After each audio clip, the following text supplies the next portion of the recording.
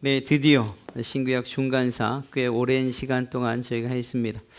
원래대로 하면 4주씩 4달 정도이지만 중간중간에 또 다른 일들이 있어서 그보다 조금 더 길었던 것 같습니다. 로마 제국의 산물들이라고 했는데 그 첫 번째 시간 이후에 몇 가지를 더 살피고 유대가 어떻게 멸망을 당했는가 하는 것까지 한번 살펴보도록 하겠습니다. 이미 우리가 잘 알고 있는 것인데요. 채찍형 그리고 십자가형은 형벌입니다. 형벌.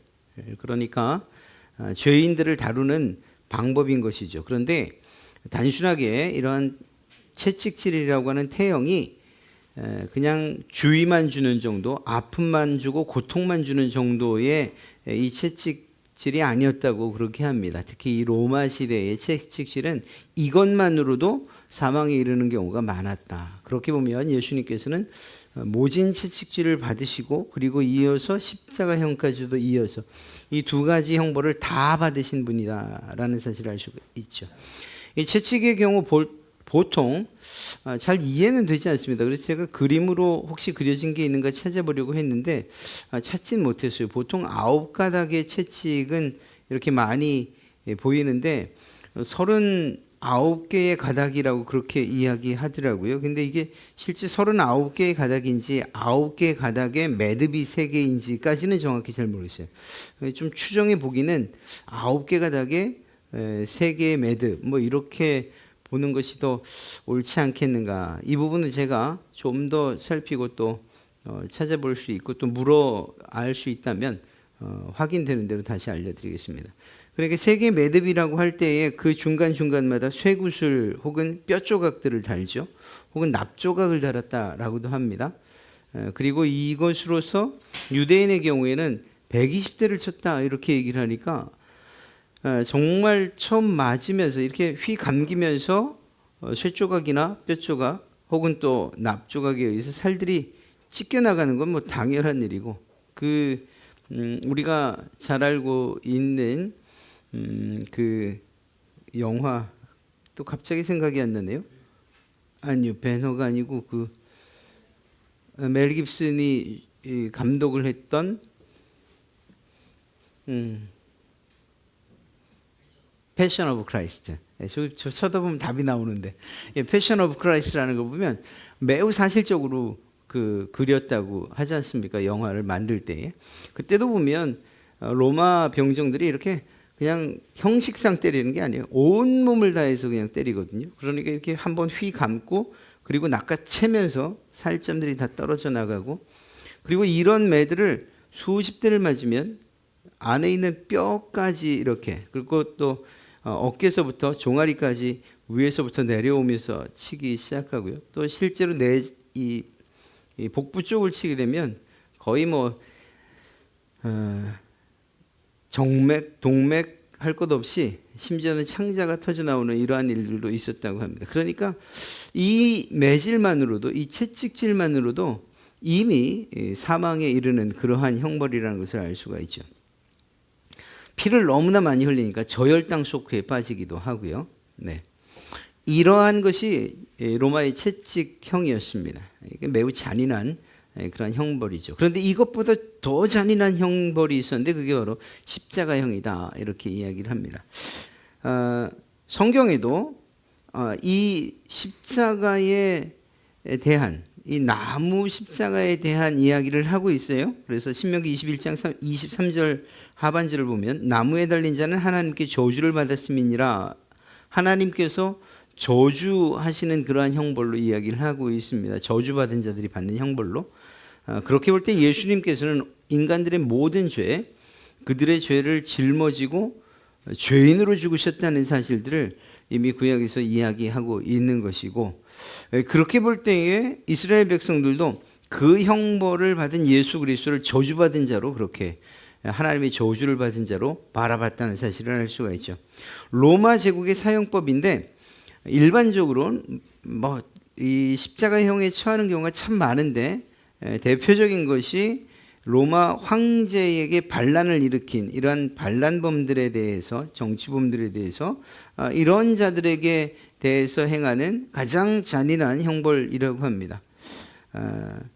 이런 일들이 실제로 있었는데 스파르타쿠스의 난이 있을 때에, 그러니까 로마의 반란을 일으킨 이러한 난이 있을 때에 그 반란을 진압하는 과정에서 반란에 가담했던 노예들이 있었는데 몇 명을 처형했는가? 6천 명을 십자가형으로 처형한 그러한 역사적인 사건이 있습니다. 그런데 이게 정말 가장 이 최악의 십자가 처형 사건이다 이렇게 말하는데, 이것도 모두 잊혀지게 하는 한 가지 사건, 바로 예수 그리스도께서 십자가에 죽으신 사건이 오히려 스파르타쿠스의 난에 있었던 6천 명의 십자가 형벌, 또 그 사건보다 더 많이 알려져 있죠.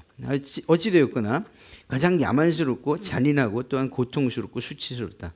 왜냐하면 모두가 아는 그러한 공개적인 장소에서 이 형벌이 벌어지고, 그리고 모두 탈의를 시킨 다음에 정말 속옷 입고 속옷만 걸친 채 이러한 일들을 당해야만 했으니까 수치스럽기까지 한 그러한 형벌이죠.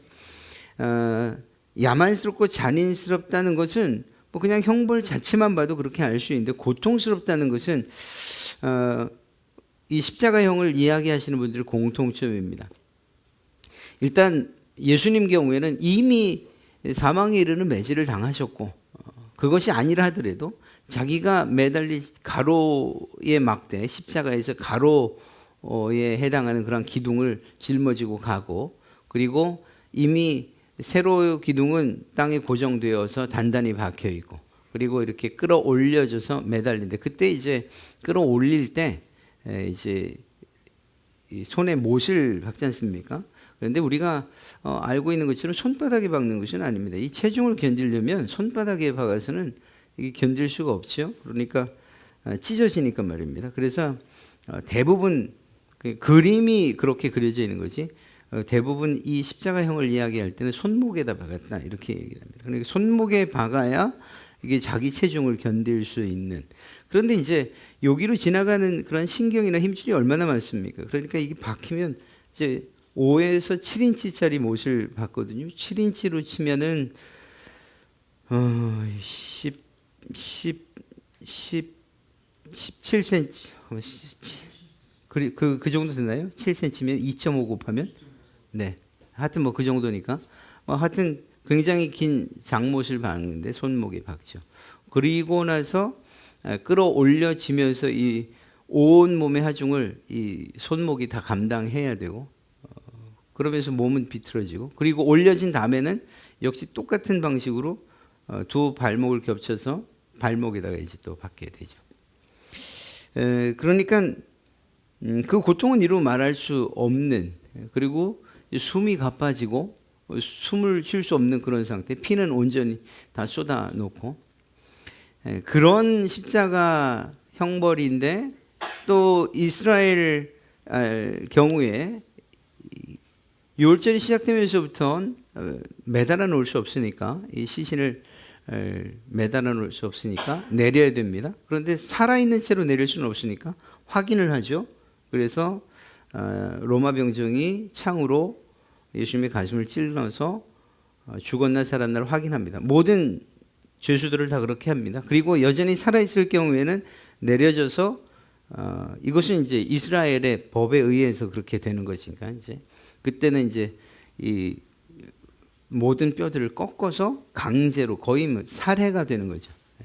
살해하는 겁니다. 그렇게 해서 십자가에서 내려져서 결국은 이 최후를 맞이하게 되는데, 성경에 기록된 대로 예수님은 이미 십자가에서 돌아가셨기 때문에 그 단계까지는 가지 않으시고 온전한 몸으로 장사 지내게 되시죠. 그런 점에서 볼 때 이 십자가형은 생각만 해도 끔찍한, 그냥 우리가 쉽게 영화에서나 아니면 뭐 우리 그 학생들 수련회 갔을 때에 뭐 어떤 코스 훈련 그때 지는 이런 십자가로 생각하면은 큰 오산입니다. 그러니까 상상할 수 없는, 저도 이렇게 이야기를 하고 있지만 그 고통에 대해서는 뭐 사실 이렇게 감히 말할 수 없는 그런 고통이죠. 이것이 이제 로마에서 행해지던 채찍 그리고 십자가형에 관한 이야기입니다. 또 한 가지 이제 채석장을 이야기하지 않을 수 없는데, 여러분 이제 로마와 관계된 영화들을 보면 뭐 아까 말씀하신 배너도 그렇고 그 모든 도시들의 건축물들이 대부분 다 대리석으로 되어 있는 걸 보실 거예요. 그렇죠? 지금도 마찬가지고요. 그 대리석이 그냥 생깁니까? 그 채석장이 그 대리석을 구하는 만드는 채석장이 있지 않습니까? 채굴해내는 채석장이 있지 않습니까? 그래서 실제로 이러한 수없이 많은 로마의 건축물들을 만들기 위해서 로마 곳곳에 채석장이 있었다. 그리고 로마가 지배한 지역에도 마찬가지고 이런 채석장이 많았다는 것입니다. 많은 석재가 필요했으니까 그럴 수밖에 없었을 것이죠. 우리가 잘 알고 있는 반모섬 그러면 세례 요한이 유배 떠난 곳 아닙니까? 그것도 역시 채석장이 있었고 그 채석장에서 이런 대리석들이 채석되었다 이렇게 이야기합니다. 도미티아누스 황제 때에 사도 요한은 당시 96세였는데 그때의 반모섬으로 끌려가서 18개월 동안 지내는데 그때 그가 뭘 했겠네? 그냥 유배 잡혀갔는데 그냥 성경만 쓰고 있었겠습니까? 그건 아니죠. 물론 성령이 감동 주셔서 성경을 기록했지만 그가 해야 되는 일들은 잡혀간 이상 채석장에서 일을 해야 되는 거죠. 이 얼마나 힘들었는가? 아까 말씀드렸던 그 최악의 십자가 처형이 스파르타쿠스라고 하는 이 사람이 반란을 일으키면서 이 처형이 있었다고 말씀드렸지 않습니까? 이 스파르타쿠스가 어디에 있었냐? 이 채석장에 잡혀 있었던 사람입니다. 그러니까 그 고통이 채석장에서 일하는 이 일이 너무 힘드니까 거기에서 뛰쳐나와서 거기서 탈출해서 반란을 일으켰던 거죠. 거기에서 반란을 일으킨 겁니다. 그만큼 힘든 곳이 바로 이 채석장인데 이 채석장과 관계된 그 인물 이야기하면 저는 사실 이번 이 이야기를 보기 전까지는 사도 요한이 유배되어 가서 이렇게 편안하게 쉬면서 또 바닷가에서 좀 한가롭게 평화롭게 있으면서 이걸 쓴 줄 알았어요. 근데 그게 아니더라고요. 반모섬의 채석장에서 정말로 일하고 강제 노동하고 그러면서 성령의 감동을 받아서 이 요한계시록을 쓴 거죠. 그러다가 이제 18개월 이후에는 네르바 황제 때에 이 유배에서 풀려나서 에베소로 돌아왔다 이렇게 전해집니다. 우리가 로마에 대한 이야기를 하다 보면 또 한 가지를 이야기하게 되는데 그게 바로 로마 시민권. 이 로마 시민권을 가장 잘 활용한 사람은 여러분들 알고 계신 것처럼 사도 바울입니다. 사도 바울은 원래 나면서부터 로마 시민권을 얻은 사람이에요. 시민권자로 태어난 거죠. 미국에서 아이를 낳으면 어떻게 되죠? 그 아이는 미국 시민권을 자동적으로 갖고 태어나게 되죠. 그것처럼 이 사도 바울은 원래부터 날 때부터 로마 시민권자였습니다. 이게 굉장한 왜 이 시민권자에 대한 이야기를 할 때 날 때부터라고 이야기하는가? 그 당시에 이 로마 시민권을 가진 것이 얼마나 대단한 권리였는지 그것을 사는 사람들도 있었거든요. 실제로. 돈을 주고서 로마 시민권을 사는 경우도 있었습니다. 우리가 잘 아는 사도행전 22장 28절을 보면 거기에 천부장 한 명이 등장을 하는데 이 사람의 경우가 바로 거액을 주고서 로마 시민권을 산 사람이에요. 이 사도 바울을 신문하면서 이 천부장이 깜짝 놀라죠.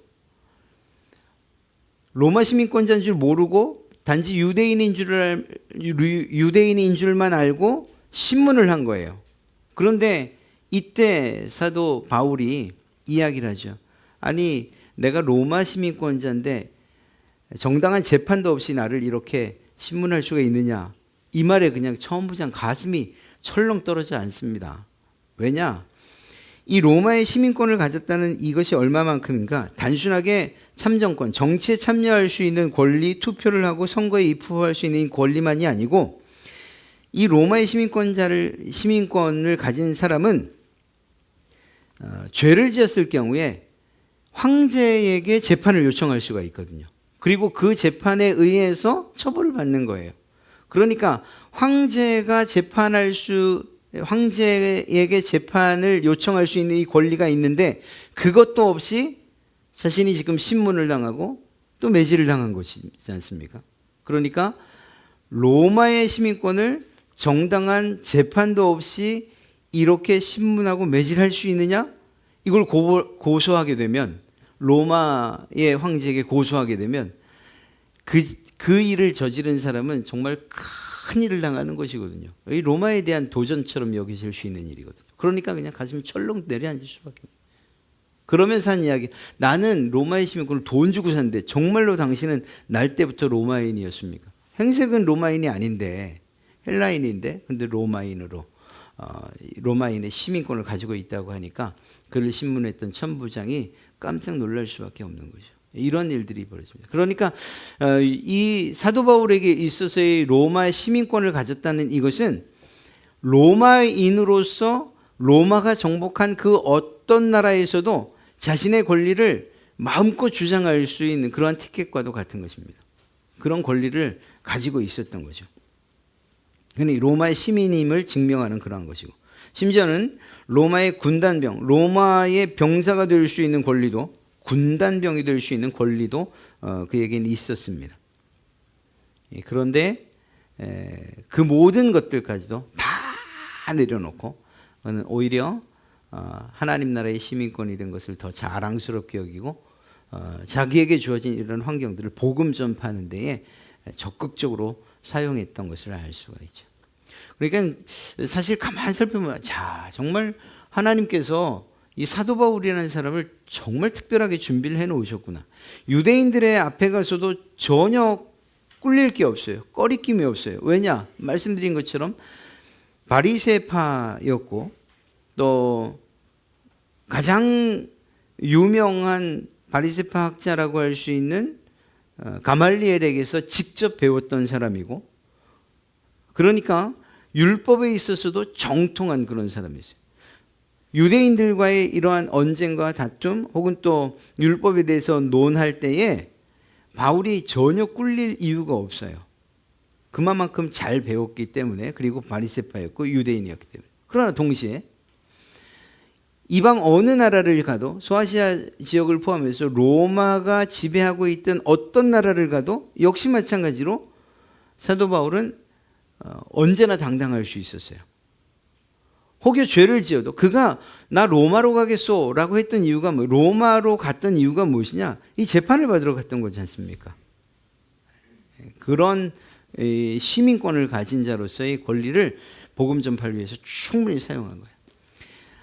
이게 제가 여러분들이 대상이 만약 학생이었다면, 학생들 수련회라든가 그런 이야기였다면 제가 잔소리처럼 그런 이야기를 또 했을지도 몰라요. 그러니까 하나님이 우리를 어떻게 사용할지 모르니까 우리가 할 수 있는 만큼의 실력들을 갖춰야 되고, 그 실력을 위해서는 물론 공부가 전부는 아니지만 지금 공부해야 되는 이 시기에는 너희가 공부를 해야 된다, 이 얘기를 할 거예요 아마.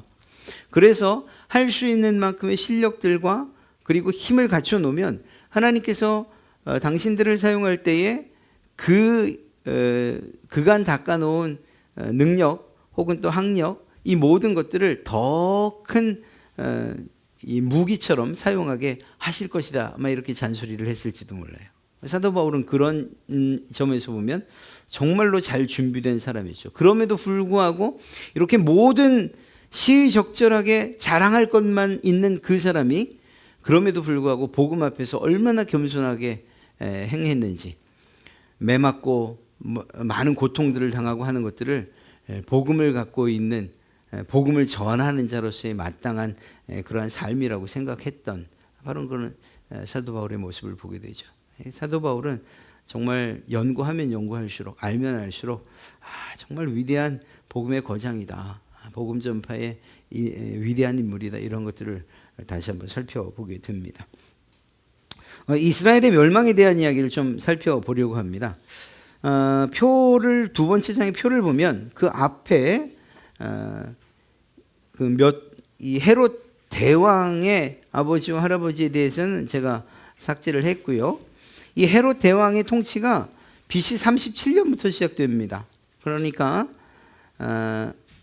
예수님 오신 그 시점을 BC와 AD의 기점으로 본다면 물론 4년 정도의 차이가 있지만 어찌됐거나 그냥 알려진 대로 예수님 오시기 37년 전부터 헤롯 대왕이 이스라엘 지역을, 이 유대 지역을 통치하고 있었죠.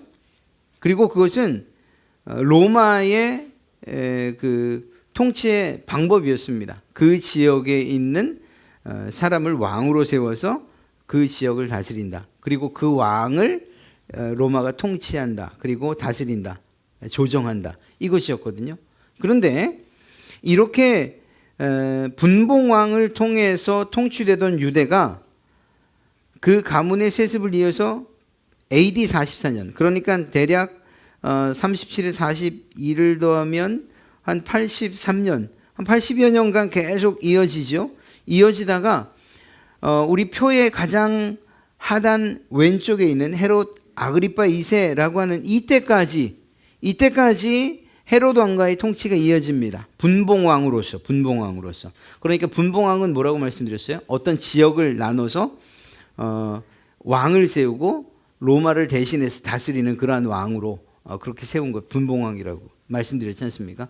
그 통치가 헤롯 아그리파 2세 때까지 분봉왕 통치가 이어져요. 그런데 그가 죽고 난 이후에는 분봉왕 통치가 아니라 이젠 직접 총독을 파견하는 총독 정치로 이제 바뀝니다. 통치의 방식이. 물론 이 이전에도 총독들이 파견되긴 했습니다. 그렇지만 그때는 중심은 헤롯 왕 그리고 그 헤롯 왕가에 의해서 유대 지역은 통치가 되었던 거죠. 그런데 이제는 이러한 분봉왕 자체가 없어지고 총독이 다스리는 그러한 나라가 되고 맙니다. 그러다 보니까 로마와 유대가 이렇게 충돌할 수밖에 없어요. 이 충돌의 완충작용을 그래도 누가 해줬냐? 밉건 좋건 간에 이 헤롯 왕가가 해줬거든요. 이 분봉왕들이. 그래서 위에는 또 이렇게 그냥 보이고 또 아래 유대 사람들에게는 어떻게든 좀 잘 보일까 하는 이런 마음으로 이렇게 중재 역할을 어느 정도 했었는데 이제 분봉왕 시대가 끝나고 나고 그리고 총독이 직접 다스리는 이런 시대가 되면서 계속해서 이제 문제가 생기기 시작합니다. 그게 언제 시작되는가? 그 시작은 이 성전세로부터 시작이 되기 시작합니다. 성전세는 디아스포라 유대인이던, 그러니까 이방 나라에 흩어져 있는 유대인이던 아니면 유대 땅에 사는 사람이던 간에 매년 1인 2드라크마를 성전세로 내야 했는데 이 성전세에 대한 관여를 로마가 하고 싶어 했어요. 그러면서부터 문제가 생기기 시작했는데, 그러다가 두 번째 황제였던 티베리우스 황제 때에 유대의 총독으로 누가 파견되는가? 우리가 잘 알고 있는 본디오 빌라도가 파견되죠. 이 본디오 빌라도가 예루살렘의 수도 건설을 위해서 돈을 마련해야 되는데 그게 돈이 없으니까 그 자금을 예루살렘 성전 금고, 이 성전세 가운데에서 그것을 이렇게 사용하려고 합니다. 근데 이게 됩니까? 유대인들이 거세게 항의하죠. 이런 항의가 있었고, 동시에 이 빌라도에게 있어서의 가장 큰 성경에 기록된 사건은 무엇인가? 예수님 처형 사건이죠. 예수님의 처형 사건이 있게 되고, 그리고 이어서 어떤 일이 있는가? 사마리아인들을 살해하게 되는 이런 실정을 저지르게 됩니다. 이 본디오 빌라도가. 그렇게 되자 피해를 입은 사마리아인들이 당시에 시리아 쪽의 총독이었던 비텔리우스라고 하는 사람에게 자신들의 억울함을 호소해요. 그래서 이 일로 빌라도는 결국은 총독직에서 면직을 당하고 로마에 가서 재판을 받게 됩니다. 그러니까 이렇게 사소한 문제들인 것 같지만 이 중재자라고 하는 왕이 없는 이 일은 결국은 로마의 이 통치를 위임받은 총독과 유대인들 백성들 사이에 완충 없이 그냥 계속 부딪히는 일들이 일어나게 되는 것입니다. 그러다가 세 번째 황제인 칼라굴라 때에 저희가 지난번 황제에 대해서도 살펴봤지 않습니까? 그때에 황제 숭배를 강요하는데 어느 만큼 강요했는가? 예루살렘 성전의 지성소 안에다가 자신의 신상을 세우라, 이렇게까지 이야기를 합니다. 그리고 자신의 이 동상을 세워놓고 그것을 숭배하라고 그렇게 총독에게 명령을 내리죠. 총독은 받은 대로 시행하려고 했지만 이 일이 가능합니까? 이스라엘 백성들에게 있어서의 이 문제는 죽고 사는 문제인데요. 마카비 때에도 역시 이러한 이방 신들에게, 그리고 이방 신들에게 숭배하는 이런 문제들, 그리고 성전이 더럽혀진 것 때문에 폭동이 일어났고, 그리고 이스라엘의 마카비 왕조가 시작된 거잖아요. 그런 걸 생각하면 이렇게 칼리굴라라고 하는 이 황제가 아무리 황제라 할지라도 자신을 숭배하라고 하면서 이 지성소 안에다가 자기의 동상을 세운다, 그리고 그걸 숭배하라, 이건 받아들일 수가 없는 것입니다. 물론 이 일은 이루어지지 않습니다. 유대인들의 격렬한 항의. 제가 지금 말씀드리는 게 계속 부딪히는 장면들을 말씀드리고 있지 않습니까? 네, 계속 부딪히는 거예요. 그러다가 네로 황제 때, 다섯 번째의 황제였던 네로 황제 때 유대의 총독으로 우리가 잘 아는 벨릭스도, 그리고 베스도도 보내죠. 알비누스도 보내고 마지막에 플루로스라고 하는 총독을 보냈는데, 이 플루루스 총독 때에 유대 전쟁이 벌어집니다. 이것도 역시 돈과 관계된 것이었어요. AD 66년이었습니다. AD 70년에 예루살렘이 멸망하거든요. 그러니까 유대가 멸망합니다. 예루살렘 성전이 불타고 예루살렘 성이 함락되고, 그러니까 멸망 4년 전에 이 플루로스라고 하는 총독이 자신이 로마에 바쳐야 되는 이 세금이 밀리기 시작한 거예요. 그러니까 가장 돈을 구하기 쉬운 데가 어디냐? 예루살렘 성전이거든요. 그래서 예루살렘 성전 금고에서 17달란트, 달란트는 대략 32.4kg, 그러니까 17달란트면 이제 또 계산을 또 17 곱하기 30 하면 얼마입니까? 17 곱하기 30 빠르게 하면 510kg. 510kg의 금을 가지고서 자기가 내지 못한 이 세금을 강탈해 가지고 그걸 세금으로 바친 거예요. 유대인들이 이 일을 그냥 둘 수 없죠. 강력히 반발을 하자, 그러자 그렇게 반발하고 반항하는 이 유대인들을 예루살렘에서 십자가형에 처해버리고 맙니다. 이 로마에 대한 반항으로 본 거죠. 반역으로 본 거죠. 그리고 이 일은 결국은 로마 정부에 대한 폭동으로 이어지게 됩니다. 그래서 이 폭동이 일어나니까 결국 이것이 유대 전쟁으로 이어지는데, 그런데 로마가 이 당시에 네로 황제의 뒤를 이었던 시리아를 관할하던 캐스티우스 칼레스 총독을 예루살렘으로 파견을 했습니다. 그런데 여기에서 유대인들이 승승장구하고 함성을 지를 수밖에 없었어요. 왜? 그가 데려왔던 5,300명의 보병, 그리고 380기의 기병을 모두 전사시켰거든요. 유대인들이 이긴 거예요. 유대인들이 이기니까, 그러니까 싸움이 될 만하지 않습니까? 이게 이제 유대 전쟁으로 이어진 것입니다. 문제는 이렇게 유대 지역에서는 이겨요. 잘 이기고 싸웠어요. 그러니까 유대나 이두메 어디라고 말씀드렸죠? 에돔, 이두메, 에돔, 베레아, 그리고 갈릴리, 이렇게 유대 인근 지역에서는 로마와 겨뤄볼 만했는데, 문제는 뭐냐면 디아스폴라 유대인들, 이방 나라에 흩어져 있던 이 사람들이 고난을 당하기 시작하는 거예요. 예를 들면 다메섹의 경우에는 18,000명이나 되는 유대인들이 살해를 당합니다. 이 일 때문에 유대에 폭동이 일어났다는 이 소문들이 퍼지면서 유대인에 대한 그러한 학살 내지는 또 그들을 괴롭히는 일들이 실제로 일어난 거죠. 그러다가 이 네로 황제의 뒤를 이어서 황제가 된 베스파시아누스, 그리고 그의 아들 타이터스 혹은 티투스 혹은 성경엔 디도라고 되어 있는 이 사람이 이제 유대 전쟁에 참전을 하게 되는 거예요. 그리고 이 유대 전쟁에 참여하면서 4년간 이어지죠. 왜냐하면 아까 66년이라고 말씀드렸지 않습니까? 결국 4년 뒤 70년에 예루살렘 성전이 파괴되고 성 역시 함락되기 시작합니다. 그리고 완전히 패배하죠. 거기서 성전의 기물들은 다 빼앗겨가고, 우리가 흔히 주님께서 말씀하시기를 성전을 바라보면서 슬피 우시며 돌 위에 돌 하나도 남겨지지 않을 것이다 이렇게 얘기했는데, 어떤 분들은 그렇게 해석을 해요. 예루살렘 성전이 금으로 쌓여 있었기 때문에 그 금들이 땅으로 녹아져 내렸을 것이고, 그것들을 파헤치다 보면 결국 돌 위에 돌 하나도 남지 않을 것이라는 주님의 말씀이 그 예언이 성취된 것이 아닌가 이렇게까지도 말씀하십니다. 예루살렘 성전이 이렇게 함락되고 모든 것들은 다 빼앗겨 버리게 되는 것이죠. 끝까지 마사다라고 하는 성체에서 항전을 했는데, 거기에는 부녀자도 어린아이도 다 포함됩니다. 그들이 960명가량 되었고 모두 자결합니다.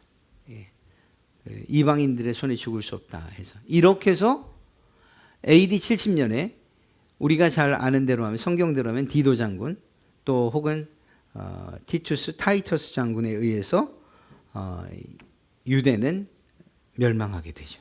이렇게 끝납니다.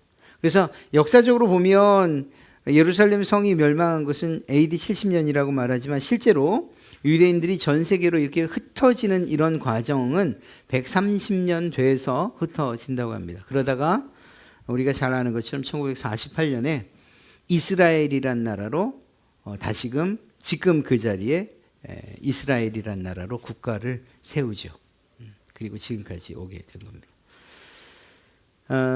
지금까지 이렇게 쭉 살펴본 이야기를 우리가 성경을 읽으면서 도움이 되고자 하는 그런 마음으로 제가 여러분들과 함께 살폈고, 또 한 가지는 늘 매 시간마다 말씀드리지만, 성경이 그냥 이렇게 어떤 허구 지어낸 이야기, 그것이 아니구나. 철저하게 실제 일어난 일들이고, 그것들은 어떻게 증명되느냐? 세계의 역사를 살피다 보면 하나님의 말씀, 이 성경의 역사들이 그곳 안에서 발견되기 때문인 거예요. 실제적이고. 사도행전 같은 경우에 등장하는 모든 황제들의 이름이나 또 사복음서에 등장하는 황제들, 그리고 또 총독들의 이름들, 실제로 이 실제 역사상에 활동했던 그러한 사람들이라는 것을 알 수가 있죠. 그러니까 이것을 그냥 지어낸 이야기 혹은 신화로 그렇게 치부해서는 안 됩니다. 하나님은 하나님의 역사를 이루어가기 위해서, 우리의 생각은 그래요.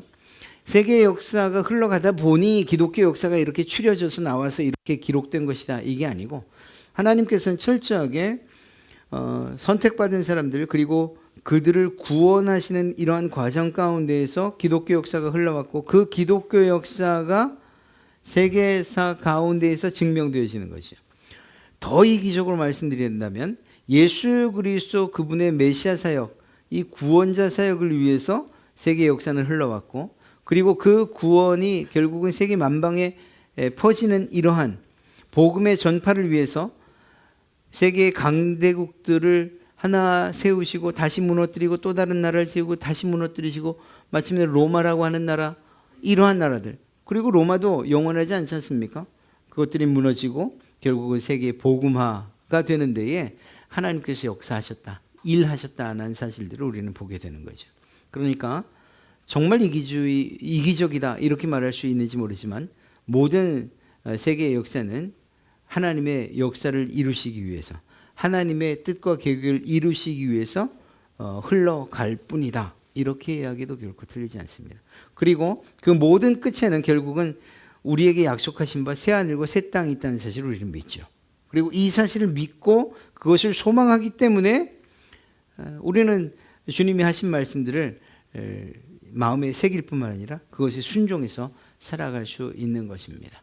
오늘 이러한 이야기들, 몰랐던 이야기 혹은 또 알았던 이야기들, 결국은 하나님의 말씀을 좀 더 잘 이해하고, 그리고 그것들을 더 확실히 믿기 위한 그러한 공부였다 생각하시고, 말씀드렸던 것처럼 16편의 이야기들을 이렇게 오탈자 좀 잡고 해서 이렇게 얇겠지만 그렇게 제가 이렇게 구구절절하게 다 쓰는 스타일이 아니어서 그냥 굳이 교환으로 만들다 그래도 아주 매우 얇겠지만 그러나 그것들을 이렇게 마련해 놓을 테니까 필요하신 분들은 가져가시고 또 잘 모르겠다 싶으면 유튜브나 저희 홈페이지 안에 지금 제가 했던 이야기들이 이렇게 실려져 있으니까 이렇게 한번 좀 살피면서 다시 한번 또 살펴보시고 그러다가 이거는 잘못하셨는데 그러면 저한테 얘기해 주세요. 그러면 제가 또 수정해서 잘못했다는 부분들을 수정해서 고쳐서 다시 알려드리도록 그렇게